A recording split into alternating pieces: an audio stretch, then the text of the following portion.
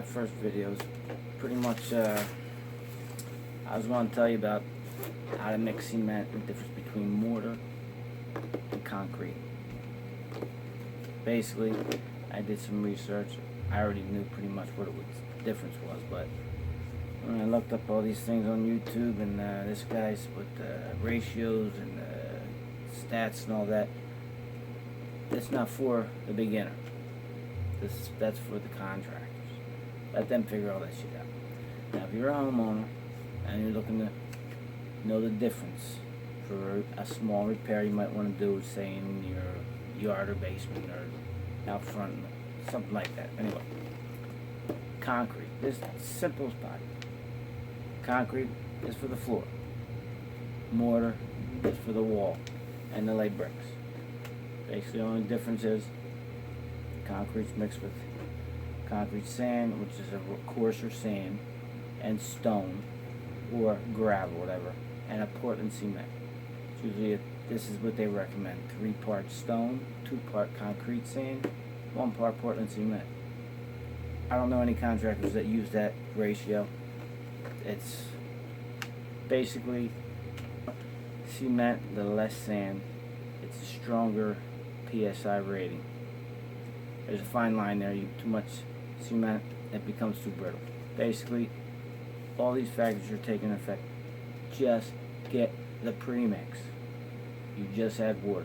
You've seen them in the Lowe's and the Home Depots and the building supplies like cars, stuff like that. Quick, just add water. That's it. I know there's those old timers out there saying that stuff's no good. It's shit. You know what? Maybe back in the day it was, but now it's 2016. They've made advances. It's a consistent mix. So in other words, you want to repair your spot on your outside concrete. You buy a bag of concrete mix, a quickcrete mix. It's a yellow bag.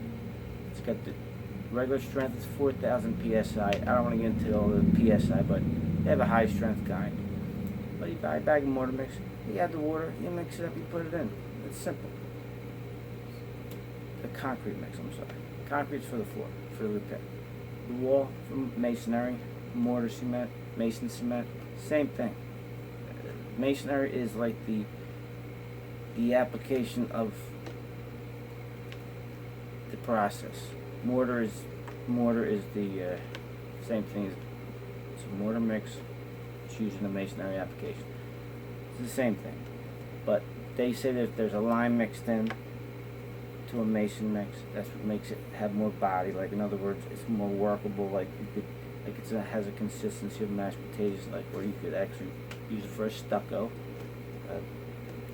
an undercoat. Say you're doing your basement, you want to parge the walls. When I say parge, I mean you want to put a coat of cement on your wall that's maybe got some cracks or some other things. It's not that simple. If there's major cracks you need to repair first, there's prep work to be done. Just getting your basics here. Take this all serious.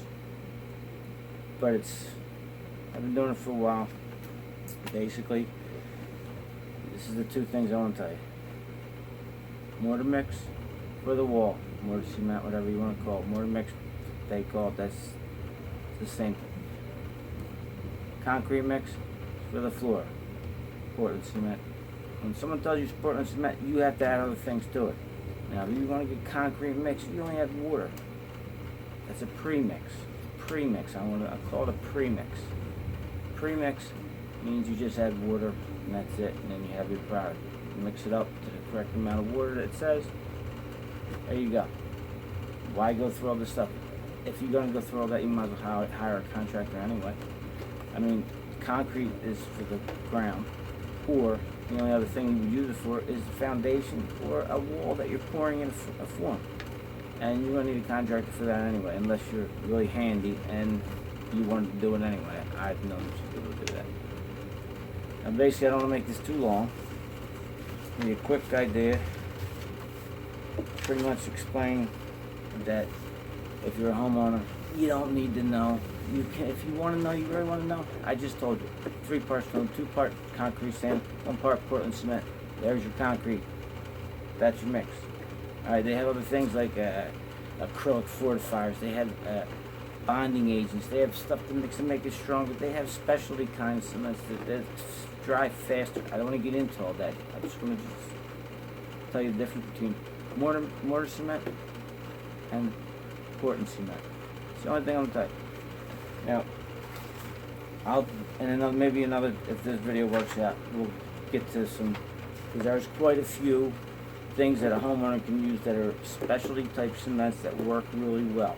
They dry faster, they adhere a lot more. You can use them on a vertical. I don't want to get too much into that. I'm just giving you the difference right now. It's for beginners. If I thought to a video for the contractors, I'll introduce them to some of the new products that come out that dry in 7 minutes. Some highway stuff.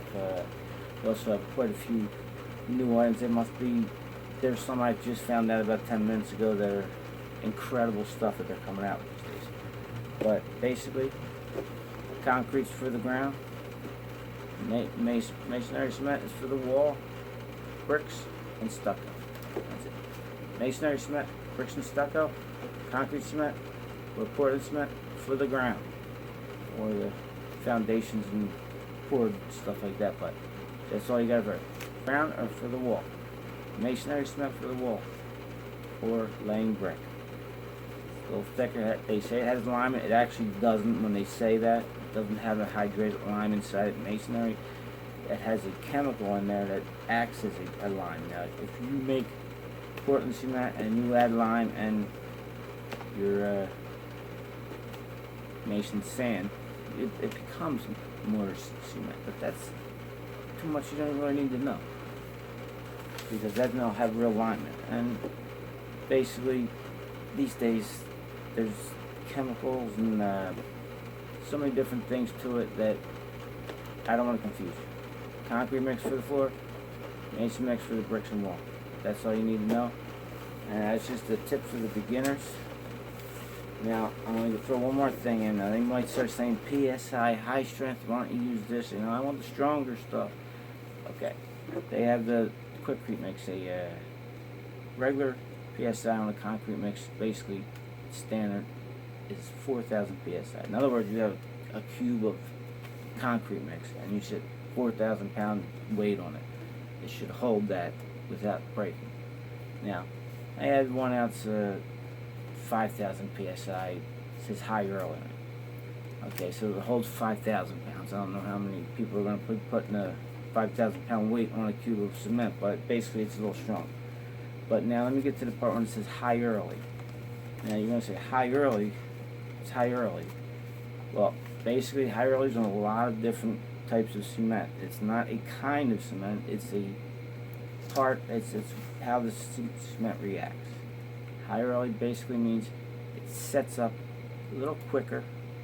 Basically, if it's the same PSI rating, it just sets up faster, so you could do more things quicker, walk on it maybe a day before without putting it in print. Now everything doesn't cure. It doesn't cure completely for 28 days. Every type of cement, 28 days, it stops moving completely, no matter what it is.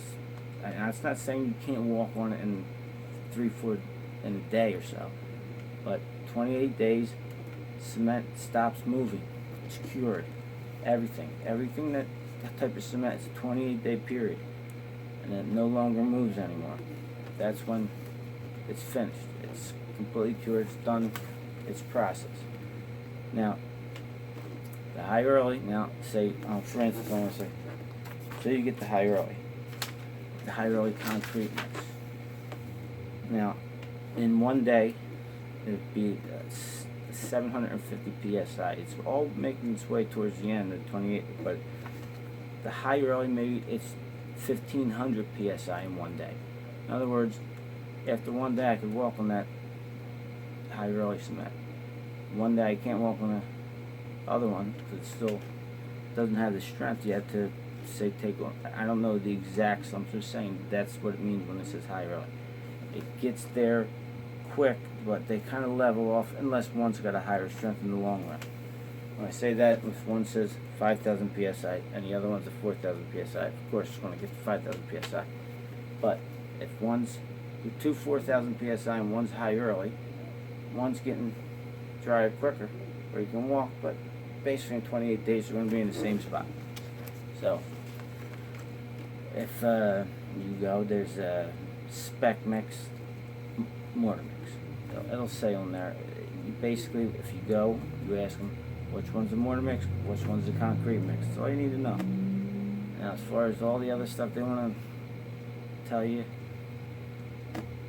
you could inquire about it if you plan on doing the job, but there's nothing that, you know, they're going to tell you a million things.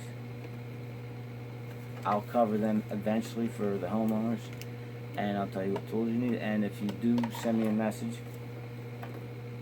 I'll explain it completely. I've been in business for 30 years. I know the best way to do it. These guys in these Home Depots, they don't know their cements from their mortars, from their floor resurfacers to the structural grouts, their fine non-shrink grout, their grout for the tile. I mean, there's a lot of different things. And I know it sounds confusing because I just looked at myself. There's like 10 different types of grouts, from tile grout to structural grout. Stuff that holds like 20-some thousand pounds in the cubes that they put the steel beams on for buildings. Based on that, getting all that, right now I'm going to cover two things at a time. Concrete mix, the floor. Mortar mix, the wall, and between the bricks. Okay? That's your tip for the beginners. Any questions, text me, or whenever I get this thing set up in this Bretsmasonry thing. I don't know, the messenger's kind of confused. I'm kind of busy man these days. But anyway,